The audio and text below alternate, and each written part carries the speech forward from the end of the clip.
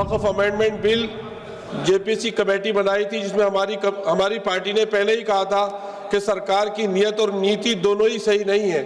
6 महीने का टाइम मिला। उम्मीद पोर्टल पे 30% ओनली वक्फ जायदादों का, मदरसों का, मस्जिदों, कब्रिस्तानों का रजिस्ट्रेशन हुआ है। 70% वक्फ जायदादों का रजिस्ट्रेशन नहीं हुआ है।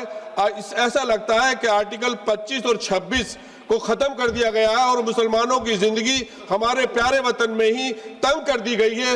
वो लोग जिनके पुरखों ने आजादी की लड़ाई लड़ी थी, मौलाना अरशद मदनी, वो कह रहे हैं कि जुल्म और नाइंसाफी के खिलाफ लड़ना, शायद हमें दोबारा लड़ना पड़ेगा और जिहाद करना पड़ेगा। मैडम, एक जुल्म की एक बर्दाश्त होती है और जब बर्दाश्त खत्म हो जाती है तो जुल्म। धन्यवाद। माननीय सदस्य श्री मोहिबाबुल्ला जी।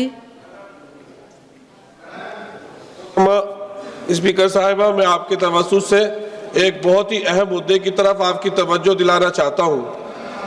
वक्फ अमेंडमेंट बिल जेपीसी कमेटी बनाई थी, जिसमें हमारी पार्टी ने पहले ही कहा था कि सरकार की नीयत और नीति दोनों ही सही नहीं है। 6 महीने का टाइम मिला। उम्मीद पोर्टल पे 30% ओनली वक्फ जायदादों का, मदरसों का, मस्जिदों, कब्रिस्तानों का रजिस्ट्रेशन हुआ है। उस पर भी सर्वर डाउन चल रहा है और वो डेट खत्म हो गई है। 70% वक्फ जायदादों का रजिस्ट्रेशन नहीं हुआ है।